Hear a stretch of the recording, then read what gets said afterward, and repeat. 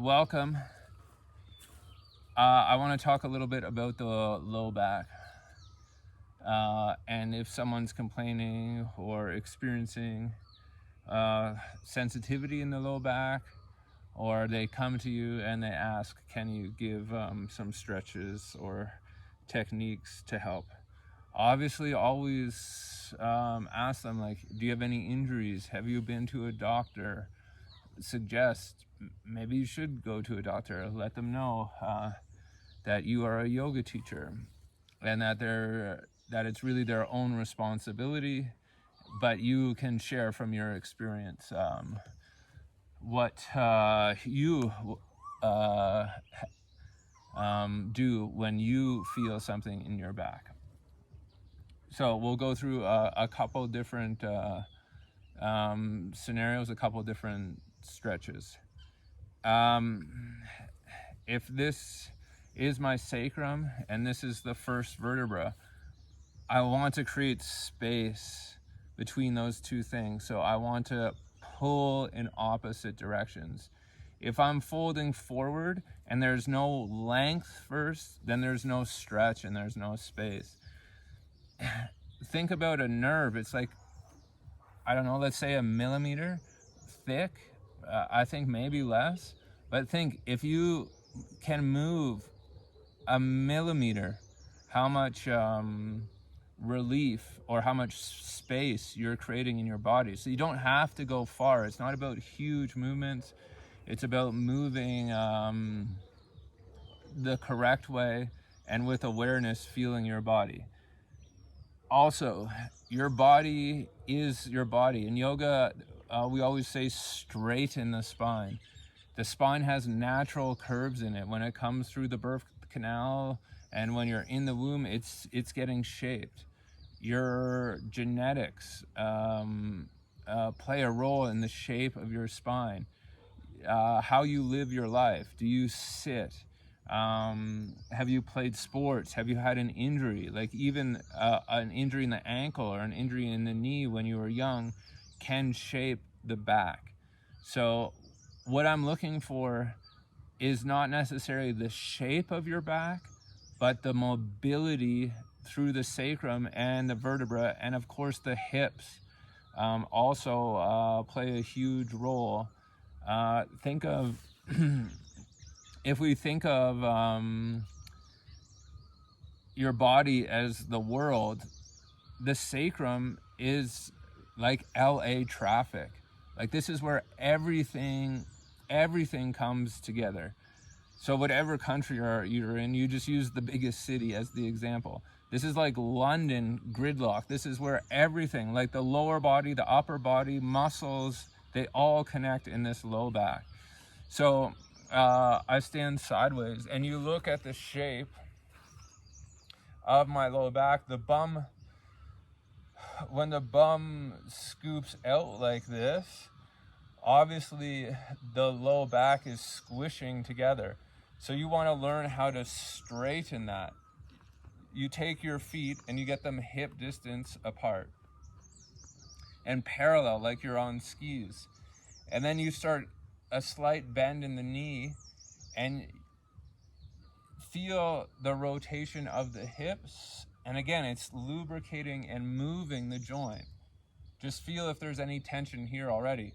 Then go back and forth, tuck the tailbone under. This is cat-cow, but it's standing up. So I'm tilting the pelvis under and I'm pushing the bum back. Again, it's not bad to push the bum back, but it's, can you move this area?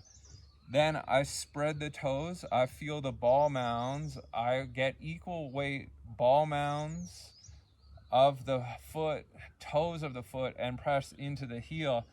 And I push the weight down into the ground. So I feel the feet connecting to the earth. And then I reach up. So that's that pulling apart.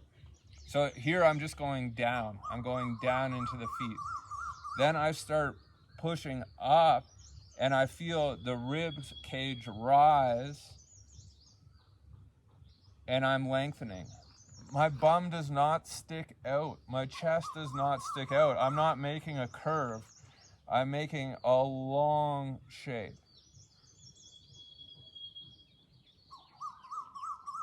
Keep lengthening, keep breathing. Okay, and then release. We've done leg raises before. I do it one more time for you. Again, about the movement in the joint.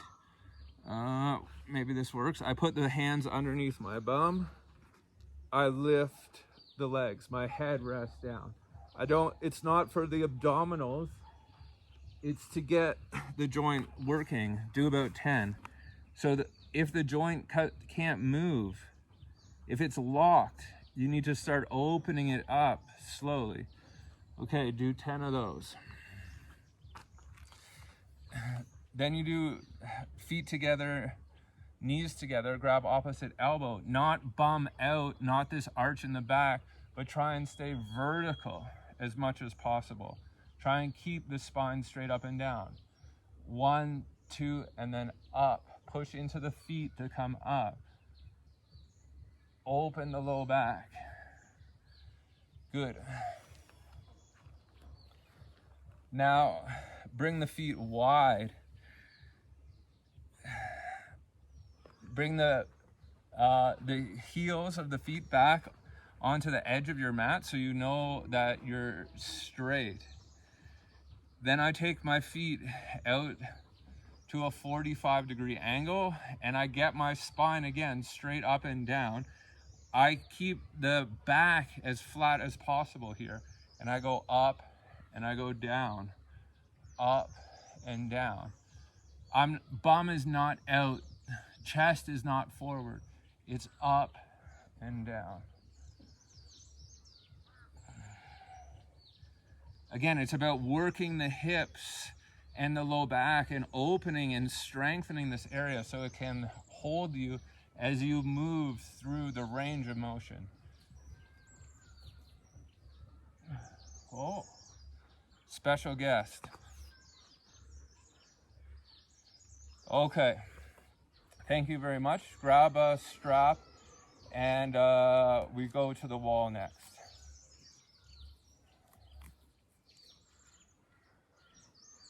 Goat yoga.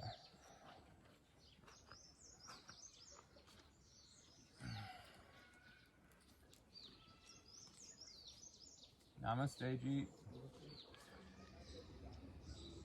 Okay, the next exercise for the back is the seated forward fold. We've talked about the navel coming forward and to lengthen the low back. Think about the sacrum, sort of like a slice of pizza or a heart shape, and that first vertebra sits on top. So vertebra on top of sacrum, vertebra on top of vertebra. You need to make space in between the vertebra before you do anything. Before you twist, this isn't good. Twisting, vertebra on vertebra, rubbing, grinding like the piece of crab meat in between. So first lengthen before you twist. So there's space for the posture to happen. Also back bending.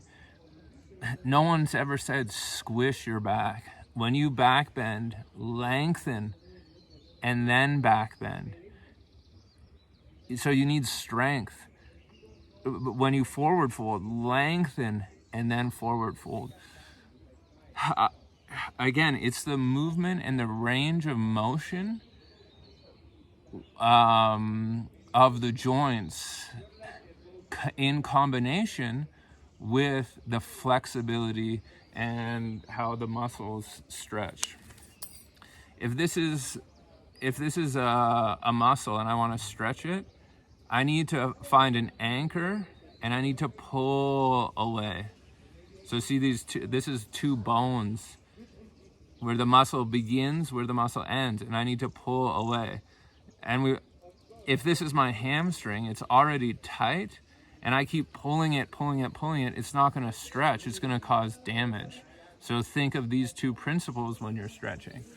Okay, here's another back lengthening practice for when someone complains about back tightness. I lock my feet onto a wall.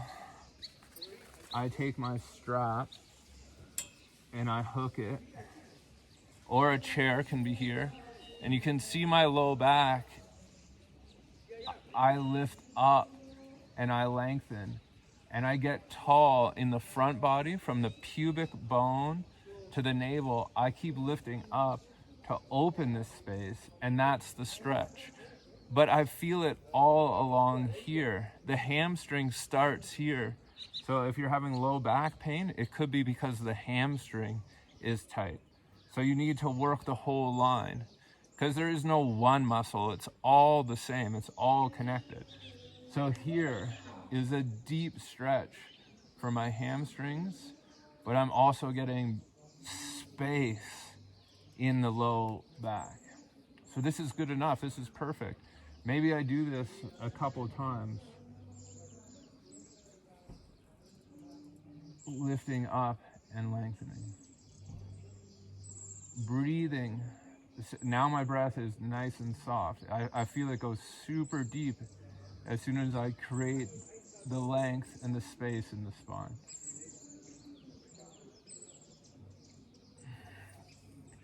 And then each time I do it, maybe I can come a little bit forward. I'm not doing this. I'm not rounding away. I'm not trying to get my head down. Think of a tree falling in the forest. That's your spine. It's going like this. It's not, you're not like a cobra rounding over. That's not what you want.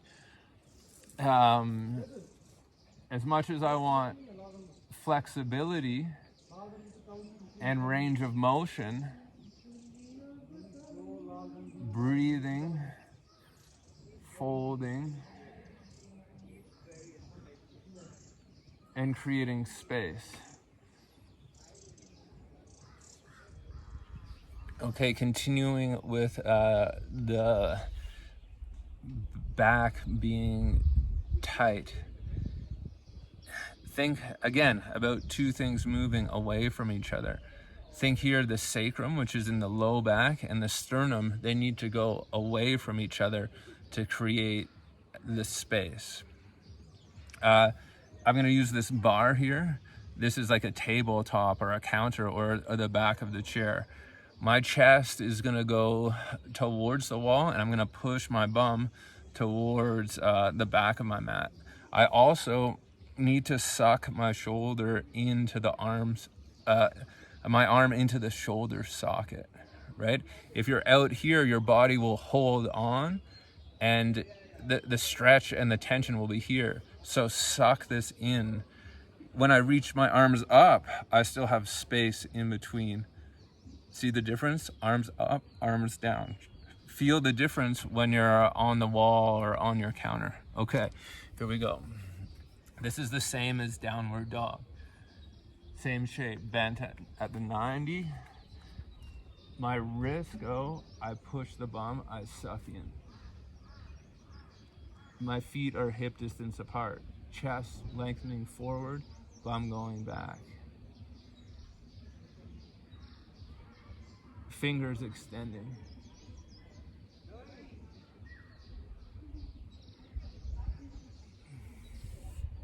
Okay, good. So you see the spine going in two opposite directions, right? I don't need to go all the way down. Also, it's important to keep the arms in the shoulder socket. So sucking in, this is me out, this is me in. Understand the difference. That gives you access to the back. If I want to go from Toronto to Montreal, which is the low back, I got to go through Ottawa. I need this to be in alignment. Otherwise, I'm going to get stuck in Ottawa. Otherwise, there's a block, there's a traffic jam here. I hope that makes sense if you know your Canadian geography. Everything has to be in alignment or the energy is blocked and you're never going to get access to the low back.